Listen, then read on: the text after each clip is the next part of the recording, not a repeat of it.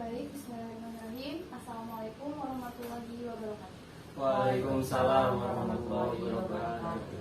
Sebelumnya saya ucapkan terima kasih ya atas kesediaan kalian untuk mengikuti kegiatan ini. Apa kabar kalian semua? Baik, Bu. Alhamdulillah ya, semoga kita selalu diberikan kesehatan oleh Allah Subhanahu wa Ta'ala. Baik, sebelum kita mulai kegiatan ini, marilah kita berdoa agar apa yang kita lakukan dapat bermanfaat bagi kita semua. Sebelum kita memulai kegiatan konseling, alangkah baiknya kita berdoa dengan agama dan kepercayaan masing-masing. Berdoa dimulai. Berdoa selesai. Oke, terima kasih kepada Sandi yang sudah memimpin doanya. Langsung saja ya, sekarang di sini Ibu ingin menanyakan kesiapan kalian semua. Apakah kalian sudah siap untuk melakukan kegiatan konseling kelompok ini? Siap, Bu. Oke, mantap. Sebelum mulai kegiatan ini, kita awali dulu dengan perkenalan diri. Perkenalkan, nama Ibu Dewi Nurul Nugraha. Selanjutnya, kalian perkenalkan diri satu persatu, menyampaikan nama dan alamat. Kita mulai dari sebelah mana? Kanan atau kiri? Kanan. Oke, lanjut. Perkenalkan, nama saya Penita, alamat dari Rancapaku, Tasikmalaya. Oke, selanjutnya. Perkenalkan, nama saya Sandi, alamat rumah saya ke lokasi di Cipacing, Semarang. Oke, lanjut. Oke, nama saya Hanan Septian, alamat di Palegong, Kabupaten Garut. Baik, mungkin sebagian dari teman-teman ada yang belum tahu mengapa kita berkumpul di sini dan kegiatan apa yang akan kita lakukan. Benar begitu? Dan Baiklah, Ibu akan sedikit menjelaskan bahwasanya berkumpulnya kita di sini yaitu untuk melaksanakan kegiatan konseling kelompok. Mungkin kalian sudah mengetahui atau minimal mempunyai gambaran tentang konseling kelompok. Dan kini Ibu akan mempertegas lagi pengertian dari konseling kelompok. Konseling kelompok yaitu kegiatan yang dilakukan untuk membantu individu yang mengalami masalah dengan memanfaatkan proses dinamika kelompok agar individu tersebut dapat memecahkan masalahnya serta tidak mengalami gangguan dalam perkembangannya. Sedangkan tujuan konseling kelompok yaitu untuk membantu individu memecahkan masalah yang dihadapi. Bagaimana teman-teman? Apakah sudah mengerti? Mengerti, Bu. Oke, dalam pelaksanaan ini ada 3 asas yang harus kita patuhi. Yang pertama, adanya asas kesukarelaan, di mana dalam menyampaikan masalah ini kalian tidak merasa terpaksa. Di sini ada yang merasa terpaksa nggak? Tidak, Bu. Aman ya? Ya. Oke. Yang kedua, adanya asas keterbukaan, di mana dalam menyampaikan pendapat kalian harus terbuka. Apa yang mengganggu pikiran dan perasaan dapat kalian kemukakan pada kesempatan kali ini. Yang ketiga, adanya asas kerahasiaan. Artinya, apa yang kita bahas dalam kegiatan ini tidak boleh kalian sebar luaskan di luar. Dan yang terakhir, adanya asas kenormatifan, yaitu setiap anggota harus berpendapat dan mengeluarkan idenya. Namun, tidak boleh memotong ketika teman kalian sedang berbicara. Artinya, harus bergantian, serta berkatalah dengan bahasa yang sopan dan santun. Bagaimana teman-teman, bisa memahami? Bisa, Bu. Oke, untuk kesempatan waktu agar kelompok ini dapat berjalan secara teratur dan efisien serta tidak mengganggu waktu kalian. Kegiatan ini akan berlangsung selama berapa menit kira-kira? 45 menit gimana, Bu? Mending 40 menit mungkin, Bu. Saya sepakat dengan pendapat Hanan. 40 menit. Oke, kalau begitu kita sepakati ya waktunya yaitu 40 menit. Setuju? Setuju, Bu. Oke. Apakah teman-teman ada yang merasa tidak enak badan? Jika ada, dipersilakan untuk izin mengikuti tes kegiatan ini. Tidak, Bu. Aman. Aman ya? Iya. Oke, saya rasa teman-teman sudah siap mengikuti kegiatan konseling kelompok ini ya. Siap, Bu. Baik, sebelumnya Ibu ingin teman-teman menceritakan tentang masalah yang teman-teman alami satu persatu. Boleh silakan, siapa dulu? Saya dulu, Bu. Boleh? Jadi gini, Bu, masalah yang saya hadapi itu, jadi saya tuh ingin kerja, tapi orang tua saya itu malah nyuruh untuk kuliah, gitu, Bu. Oke, lanjut. Oke, kalau masalah saya sih, Bu, kadang saya tuh sering terlambat kalau misalkan pergi ke soalnya harus ngantar dulu ibu ke pasar. Oh, ya lanjut. Kalau saya sih masalahnya kurang fokus kuliah karena harus menjaga toko di rumah.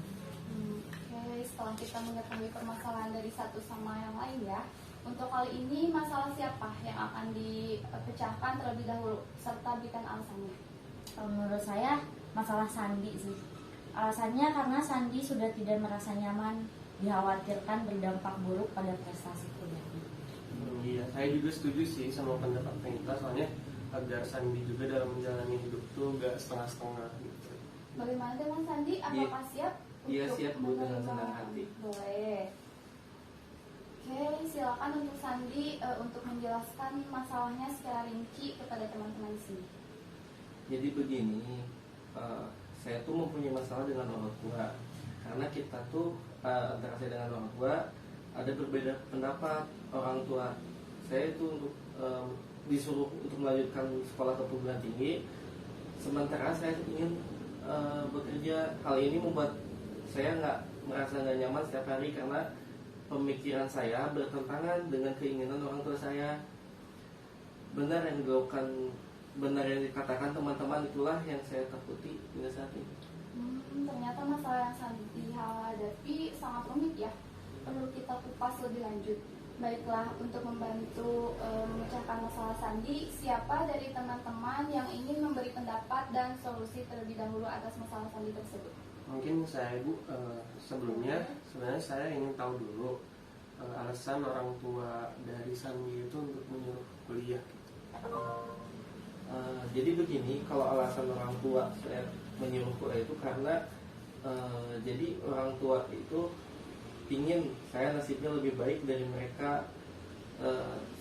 Selain masa dari itu, di daerah saya juga jarang anak yang melanjutkan pendidikan hingga perguruan tinggi, sehingga mereka berpikirkan agar saya kelak mendapatkan kehidupan yang lebih layak.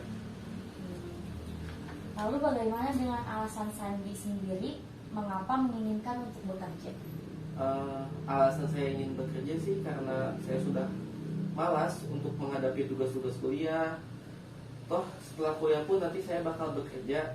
Jadi saya ingin memanfaatkan waktu sebaik mungkin, dan lagian teman-teman sekitar saya juga pada kerja, dan itu juga yang membuat saya iri. Lalu kenapa harus mengikuti pilihan orang tua? Alasan utamanya sih saya takut dikatakan sebagai anak durhaka ya, soalnya gak nurut sama orang tua. Apakah Sandi sudah mencoba membicarakan dengan orang tua secara baik-baik? Sudah, tapi tetap saja mereka memaksakan kehendak mereka. Mungkin bisa jadi alasan si Sandi kurang menguatin orang tua sehingga mereka tuh masih kuat dalam pendiriannya. Lalu bagaimana saya harus memberi alasan yang menguatkan untuk orang tua saya? Mungkin dengan Sandi memberi gambaran pada orang tua dampak dari menjalankan kuliah secara setengah-setengah, yaitu waktu, tenaga, dan materi akan dikorbankan. Benar banget. Soalnya bisa ditambahkan juga dengan Sandi meyakini orang tua bahwasannya tanpa perkuliahan pun Sandi itu bisa mempunyai kehidupan yang layak, tentunya dengan ulet dan bersungguh-sungguh dalam meniti pekerjaan. Bagaimana mungkin orang tuaku pasti tetap tidak bisa menerima alasannya. Memangnya kenapa? Menurut saya alasan teman-teman sudah sangat tepat. Bahasanya pun cukup sopan loh. Sebenarnya sih saya takut mengatakan itu karena ayah saya itu galak, Bu. Untuk teman-teman, adakah yang bisa memberikan solusi untuk Sandi agar bisa move on? Silakan, Kanita, Hanan mungkin. Iya sih, jadi Sandi segeralah move on, belajar berpikir positif, bahwasanya setiap orang tua itu pasti menginginkan yang terbaik sih untuk anaknya.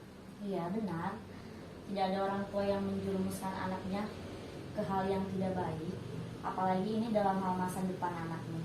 Saya berani yakin itu, dan Sandi pun harus yakin. Mungkin juga Sandi harus belajar sih mencintai aktivitas perkuliahan, mulai dari dosennya, mata kuliahnya, bahkan kampus yang sekarang Sandi tempati juga. Nah di sini kita bisa mendapatkan banyak ilmu yang pasti ada manfaatnya sih kalau aku. Iya sih, saya sependapat, dan selain yang dikatakan teman-teman dengan berkuliah, Sandi juga dapat mempunyai banyak teman seperti kita ini yang dapat membantu dalam kesusahan. Belum tentu Sandi bekerja mendapat banyak teman seperti yang sekarang. Untuk belajar mencintai juga Sandi bisa cari kesibukan sih, seperti ikut organisasi mahasiswa, terus untuk dapat meminimalkan pemikiran pertentangan Sandi dengan orang tuanya gitu. Maka lambat laun pasti akan lupa dan dapat mencintai aktivitas kuliahnya. Gimana?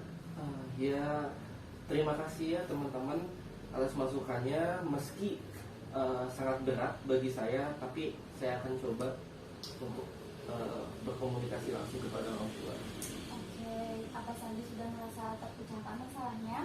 Tapi Ibu lihat ya dari raut wajah Sandi rupanya masih keberatan. Bagaimana Sandi? Iya sih Bu, sebenarnya saya masih belum kuat untuk menjalani semua. Hati saya tetap ingin kerja. Nah, teman-teman, ternyata Sandi masih belum bisa menjalani itu semua. Bagaimana menurut kalian? Masih ada yang bisa memberikan solusi? Agar bisa adil sih Bu, bagaimana jika Sandi menjalankan kedua-duanya, yaitu kuliah sambil kerja? Apa Sandi sanggup? Iya saya mau. Tapi bagaimana saya bisa mendapatkan pekerjaan? Rasanya susah sih karena saya bukan warga sini asli. Kebetulan saya punya saudara yang punya usaha kecil-kecilan sih di depan kampus. Nanti saya coba tanyain barangkali membutuhkan karyawan baru. Ya, teman saya pun kuliah sambil kerja. Nanti saya tanyakan informasinya. Barangkali ada yang membutuhkan karyawan baru di sekitar kampus. Tentunya agar bisa dijangkau oleh seorang mahasiswa. Bagaimana Sandi? Apa sudah cukup membantu atau masih keberatan? Iya sih Bu, sudah sangat membantu sekali masukan dan usaha dari teman-teman. Jadi untuk keputusannya saya memilih untuk kuliah sambil bekerja. Mungkin itu bisa membuat saya lebih nyaman dan menjalani hidup ini tidak merasa bertentangan lagi ke orang tua. Terima kasih teman-teman atas bantuannya. Alhamdulillah ya Sandi sudah menemukan jalan keluarnya serta sudah merasa lebih nyaman ya dari sebelumnya.